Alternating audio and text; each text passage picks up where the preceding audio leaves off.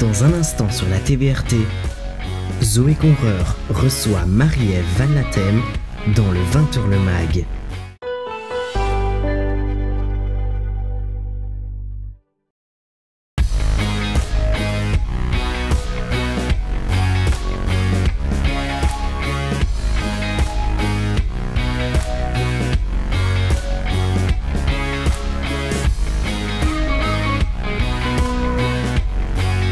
Nouvelle bourgmestre de Thoin depuis peu, cela fait 20 ans qu'elle fait partie du collège communal.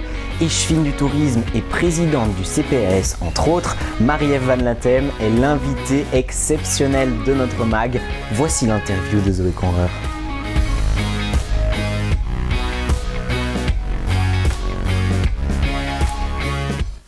Bonsoir à tous et à toutes. Depuis ce mardi 19 mai, la ville de Thoin est dirigée par une nouvelle bourgmestre.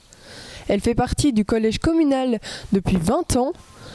Elle a été en charge des quartiers Échevine du tourisme, tant de rôles qui l'ont préparée à se trouver à la tête de notre belle Tudigny. Bonsoir Madame la bourgmestre. Bonsoir. Vous avez été présidente du CPAS durant 14 ans. Pouvez-vous nous dire comment se sont passées toutes ces années? Comment en êtes-vous arrivée là? C'est une longue histoire. La présidence du CPAS, c'est un mandat que je trouve merveilleux.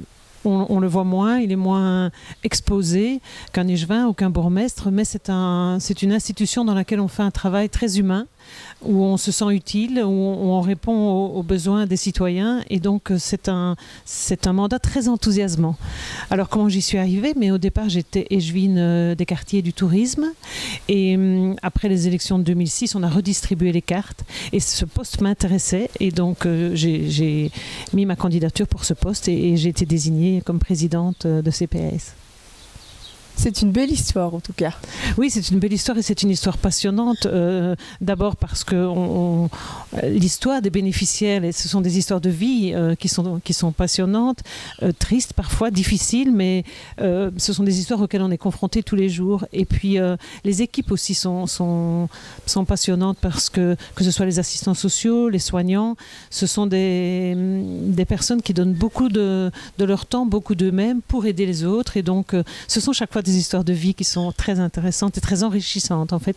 J'en ai retiré beaucoup à titre personnel. Et en ce qui concerne la gestion du Covid-19, comment avez-vous réagi face à cette crise sanitaire? Alors ça, c'est une autre histoire et c'est aussi une histoire dont on se souviendra à mon avis très longtemps. Donc essentiellement dans la maison de repos. C'est là où on a eu le plus de difficultés et le plus d'imprévus à gérer. C'est vrai que ça nous est tombé dessus, un peu comme tout le monde, en Wallonie et dans le monde d'ailleurs. Et il a fallu faire face. Et je pense qu'on l'a fait correctement. On n'a pas eu de cas Covid dans l'ensemble de la maison de repos qui compte quand même 110 résidents. Donc le risque était énorme et tous les matins on se demandait si on n'allait pas avoir un cas, sachant que si on en avait un, vraisemblablement on ne resterait pas à 1 puisqu'on a bien vu à quel point tout ça était contagieux. Et donc comment on a réussi à passer à travers ça? Mais je pense que c'est essentiellement parce qu'il y a une vraie équipe, tout le monde s'est uni derrière ce défi. On a travaillé avec Nathalie Roulet, notre médecin coordinatrice qui nous a beaucoup aidé, notre directeur Luc Caron et l'ensemble des soignants se sont mobilisés derrière tout ce qu'on essayait de mettre en place. Et c'est d'ailleurs très intéressant de voir qu'on a eu beaucoup moins de malades, par exemple dans notre personnel. Les gens au départ ont eu un peu peur, mais puis ils sont revenus et tout le monde était présent à son poste et tout le personnel des services sociaux, qui n'a rien à voir dans la maison de repos, s'est proposé spontanément pour venir aider, pour faire des tournantes. On a des citoyens qui se sont mobilisés et donc finalement je pense qu'il y a des liens très forts qui se sont créés à l'intérieur de l'institution à travers cette crise. Finalement, c'est ce qu'on peut en retirer comme point positif. Mais ça a été très difficile, très fatigant et ça a demandé beaucoup le personnel a dû prendre sur lui vraiment très fort à certains moments. C'était compliqué de rentrer chez soi en sachant qu'on risquait d'être porteur de virus, de revenir dans la maison de repos en sachant qu'on risquait aussi d'amener le virus. Vous savez qu'on n'avait pas de test, on est resté 2 mois sans test. Donc voilà, c'était une histoire qui a soudé tout le monde, qui nous a donné beaucoup d'angoisse, mais on en est sorti, je crois, plus fort. C'est en effet beaucoup d'efforts et cela a été géré correctement. Mais je pense que ça a été géré correctement parce que même si on essaie de faire le mieux possible, c'est quand même le résultat dans ce cas-ci qui compte et le résultat au Gai Séjour a été positif. Et je pense que les résidents eux-mêmes ont bien compris tout ce qui se passait parce que j'ai vu beaucoup de choses où on disait on a abandonné les résidents dans les maisons de repos, ils souffrent, il y a des phénomènes de glissement, certains se laissent mourir. On n'a pas vraiment vécu ça au Gai Séjour. Je crois que ce n'est pas le cas de toutes les maisons de repos, il faut le dire. Il y a de nombreuses maisons de repos qui ont bien géré la situation et qui ont pu finalement préserver les résidents et les familles. Alors on oublie de temps en temps les familles, mais pour eux ça a été très difficile. Rester 2 mois, 3 mois sans pouvoir embrasser sa maman, son papa. Il y a des familles pour lesquelles ça a été très difficile. J'ai vécu des situations où on sentait toute l'émotion de part et d'autre d'ailleurs. Mais je pense que chacun a pris ses responsabilités, a compris l'enjeu. C'était pour protéger tout le monde finalement. Et donc voilà, aujourd'hui on a un peu desserré cette pression-là. Je pense qu'il était temps. En effet. Maintenant que vous êtes à la tête de Thoin, que comptez-vous faire prochainement pour notre ville ? Alors la priorité pour l'instant, c'est de soutenir nos indépendants, nos commerçants, nos artisans, nos professions libérales, tout ce secteur qui a, pendant la crise, qui a dû arrêter de travailler, qu'on a obligé en quelque sorte à arrêter de travailler. On a bien fait pour la sécurité de tout le monde, mais il y en a qui ont beaucoup souffert. Mon souhait est que tous puissent sortir de cette crise et qu'il n'y ait pas de faillite, pas d'arrêt, pas de cessation d'activité. Pourquoi ? Mais parce qu'on en a besoin. Une ville sans commerce, c'est pas une ville, c'est un quartier résidentiel. Hein. Donc on a besoin de notre commerce.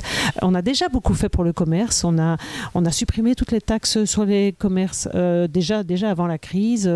On s'est fait reconnaître comme ville touristique, ce qui permet aux commerçants d'avoir plus de temps de plages d'ouverture. Donc on a déjà fait pas mal de choses, mais aujourd'hui, il faut vraiment passer à la vitesse supérieure. C'est comme ça nous venons de décider des avances de trésorerie, des prêts sans intérêt. On va mettre à disposition des terrasses, des parasols, des chaises, des tables pour les ORECA. On va faire de la communication pour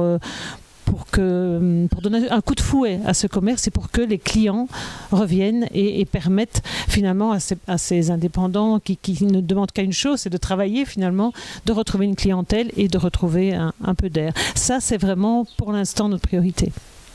C'est un bon et un beau programme pour notre Tudini. Et est-ce un défi de reprendre le flambeau après Paul Furlan, qui a été une figure emblématique pour toi pendant des années ? Mais oui, évidemment. Évidemment, j'ai travaillé 20 ans avec Paul et on a fait notre carrière politique, notre parcours politique en tout cas, on a cheminé côte à côte. Et donc c'est quelqu'un que j'aime beaucoup, c'est quelqu'un que j'apprécie et qui a fait, comme vous dites, qui a été un bourgmestre emblématique de la ville de Thoin. Il a choisi de rester conseiller communal, mais de ne plus rester dans la fonction de bourgmestre. Voilà, vous savez que la loi dit que c'est celui qui fait le plus de voix sur la liste qui lui succède, et donc c'est moi. Alors au début, ça m'a surpris, bien entendu. J'ai beaucoup parlé avec lui parce que je voulais être sûre que c'était son choix. C'est un passionné de la ville de Thoin, donc je voulais être sûre que c'était vraiment ça qu'il voulait, et il m'a convaincu que c'était vraiment ça qu'il voulait. Donc voilà, c'est pas facile, évidemment, mais je ne vais pas changer fondamentalement les rails sur lesquels il a mis la ville de Thoin. On l'a fait ensemble, je l'ai dit, et donc je partage tout à fait sa vision de la ville. Donc je vais faire de mon mieux avec l'équipe qui est là. Je ne suis pas toute seule et l'équipe est restée sensiblement la même si on a un nouvel échevin qui nous a rejoints. Je pense que ça va être dans la continuité avec ma personnalité évidemment qui est différente de la sienne, mais on partage les mêmes valeurs, on a les mêmes objectifs pour la ville, donc voilà, l'avenir dira si ça se passe bien, je l'espère.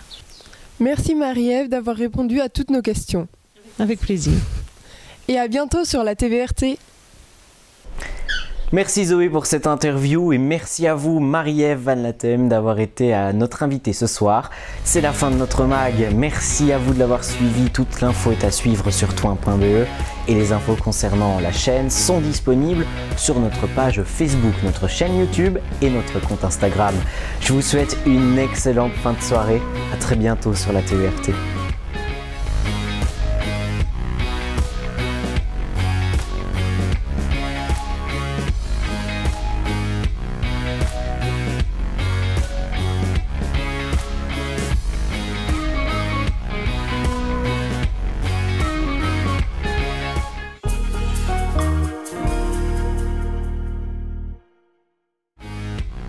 C'était 20h le mag, une émission à voir ou à revoir sur la TVRT.